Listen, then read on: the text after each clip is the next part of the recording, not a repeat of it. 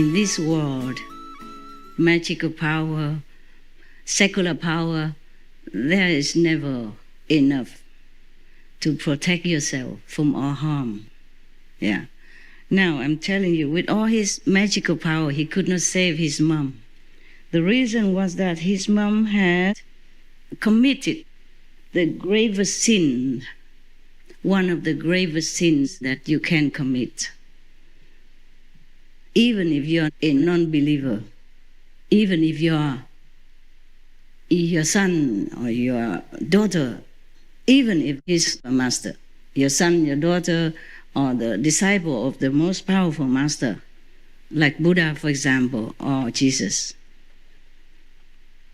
still you cannot avoid the consequences of your own actions. If there's an action, there's a reaction, retribution. She had slandered the Buddha, slandered his disciples, the pure disciples at that time. All of them were arhat and great saints, great bodhisattvas already. And they had done nothing wrong. They had done nothing wrong to her, physically, emotionally, mentally, psychologically, spiritually, nothing. They were innocent, but she kept slandering them, to other people to make sure nobody believed the Buddha. Whomever she could, she slandered the Buddha and the Sangha. I guess she was following another kind of faith, but with the wrong concept. Like her faith was the only one. The rest, whoever knew, was not true, Yes. Just like when Jesus was alive, people were still waiting for him to come.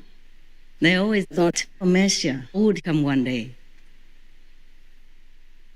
And then when Baha'u'llah, God bless him, arrived, they were also waiting for another master to come. Yes. And when Guru Nanak came, they were still waiting for the Savior. So very few people follow him.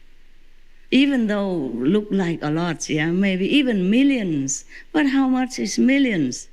In the world, you have billions, okay?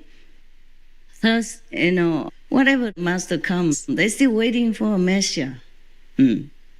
Same with when the Buddha arrived. They were still waiting for a Messiah, the Savior. They did not believe in him. Similarly, maybe she was following another set of doctrines, saying that the Messiah would come, and everyone else was not true. In some of the religious faith nowadays, they still think like that. They still think that maybe that was the last one, a last prophet, a last savior, no one else after that. So we cannot argue with all this. Fine, we don't have to. And nobody needs to believe in anyone if they don't want to believe, but you should not slander. In case that being, that person has attained sainthood, then you will be punished severely. It's not the saint that punishes you. It is the law of cause and effect in this world. Thus, Mauda Galyayana's mother was one of them who had bad mouth, bad seed of karma, bad influence from her, maybe her faith, maybe the people who led her into that faith, maybe somebody who was jealous of the Buddha and indoctrinated her into many wrong concepts, made her become, slanderous of the Sangha and the teachings of the Buddha and the Buddha personally, even though her son was a disciple. Or maybe she had no faith at all. She loved her son, like all mothers do. And sometimes too much love becomes possessiveness, yes. And thus, when her only son, the beloved of her life, the jewel in her eyes, left her home and became a monk, following the Buddha everywhere, and became a renunciate, she could not tolerate it.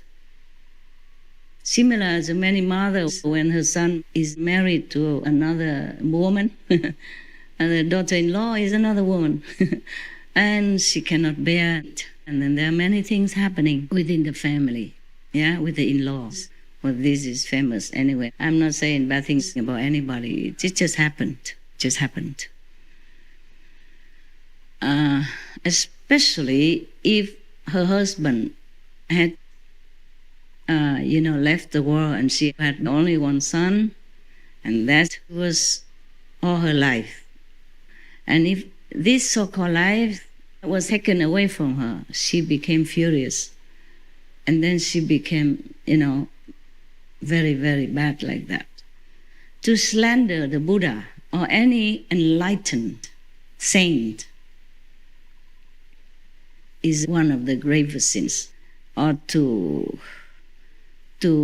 kill the Buddha, or to kill your parents, or to hurt your parents in any way, to hurt the Buddha in any way. To hurt doesn't necessarily mean to use a knife, yeah, or physical means to hurt. To hurt also the reputation, yeah, hurt the reputation. To make that person be so degraded, that saint degraded, humiliated, or harassed in any way, not even physically, is the same as making the Buddha bleed. Making any Buddha bleed is a grave sin, according to the sutra. And I know that also. That is true. Or slandering any Buddha, you go to the so-called non-stop hell, meaning you never get out. You can never get out of that. And you could never be pardoned, no matter how many masters come and go, because you denied the representative of the truth and the goodness and the virtues. You turn your back from it. That means you'll be there forever. Got that? So the mother of this great monk had to go to hell according to the law of karma, which governs this entire physical world. That means the Maya, the illusionary force, can do with her what it wants. Yeah? No one can interfere. Even the Buddha cannot, because Maura Galayana went to hell. He had the power to go to heaven, high heaven, at will, and he could even go to hell at will. Whatever hell, the deepest hell he could go to. He was a disciple of the Buddha, and he also had magical powers. He went there and saw his mother suffering so much. Not only did she slander the Buddha and defame the Sangha, she cooked meat, and invited the monks to eat. Cheated them, understand me? Cheated them to eat meat so that they would also commit the offenses. Because the Buddha had declared already they should not eat meat. The real monks should not eat meat. And she cheated them. She said, oh, he's a vegetarian. She pretended to be nice and pious, and then invited them and then gave them this impure food to eat. Therefore, she went to the nun. We have everlasting life, but we have also everlasting hell. She went to that kind of hell. Over there, she's always feeling hungry, thirsty, but she can never eat anything. Even her son, the great monk, came down there to bring food, use his power to manifest food to give to his mother. As soon as she swallowed, it became burning cold and burning her throat and her body. Continuously, she can never eat anything. Forever hungry because she gave the wrong food to the Sangha. So her extra karma is like that. Normally, if you are enlightened and practice diligently, then 5, 6, up to 9, 10 generations will be liberated forever.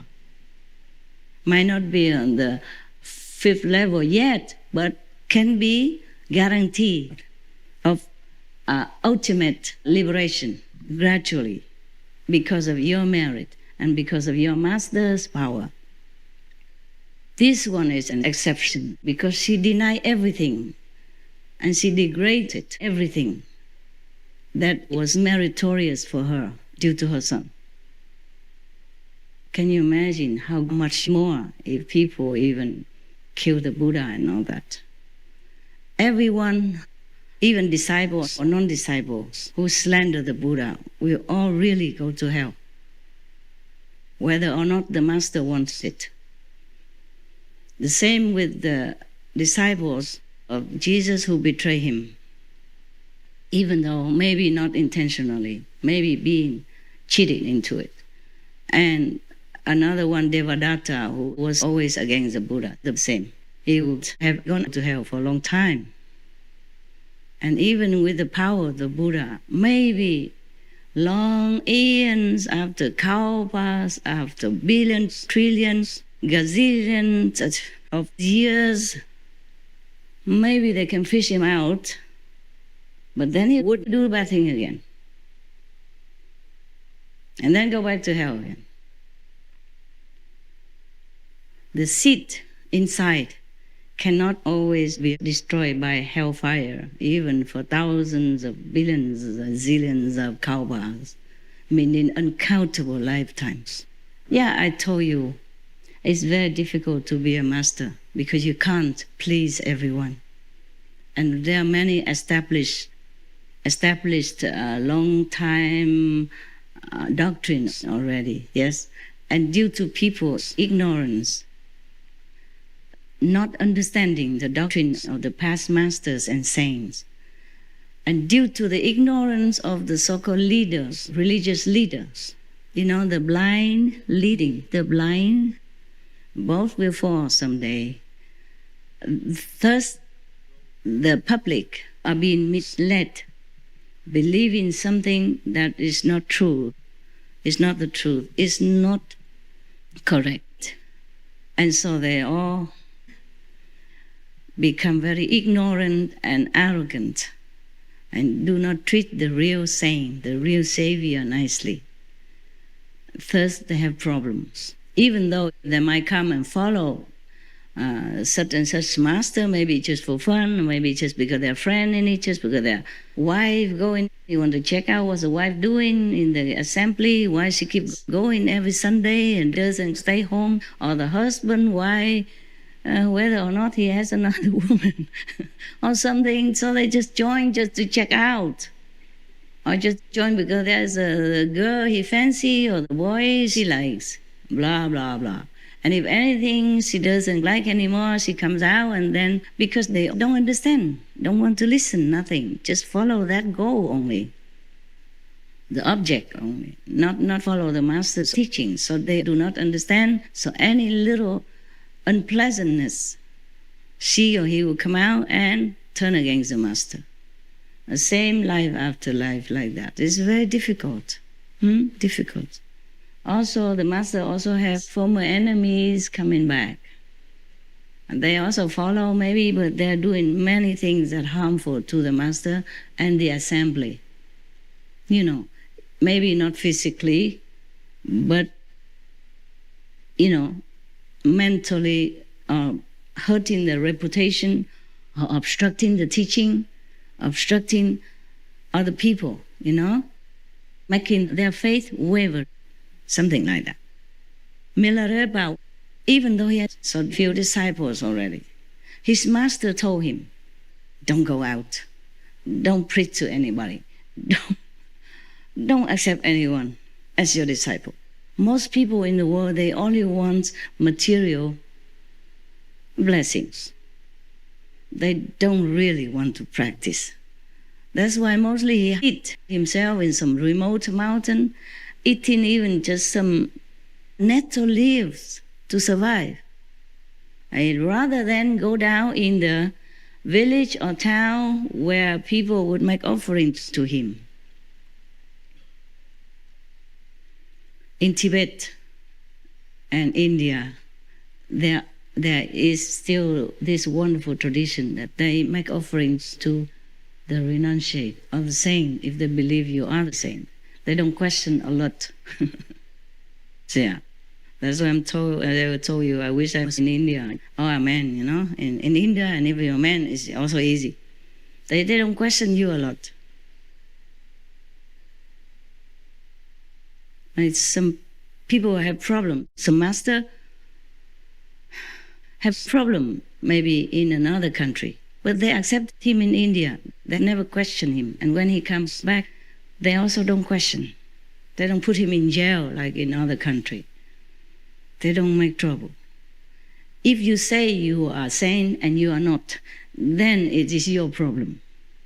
You will have to answer to heaven, because that's also one of the worst sins you can commit, telling lies about your spiritual attainment when you don't have it. That's also the worst thing you could do to yourself. And plus 5, 6, 7, 9 generations with you. Because if you fall, they fall too. Even the Mu Chien Lin, Maudala Gayana, did not fall. His mother still fell. Only his mother, the rest, nobody mentioned it. That means they were liberated. Only the mother who was so wicked, that's why. So do not think that if you are initiated by any master, you can commit anything you want. You can say anything you want, or even go against the master, and the master still will save you. Maybe, but that's very risky. In this world of illusion, you must adhere to the rules and regulations in this world. Yes? Suppose you are even the president of a free country, but if you go to another restricted, politically sensitive country, you still cannot do anything against the rules of that country. Can you? Okay.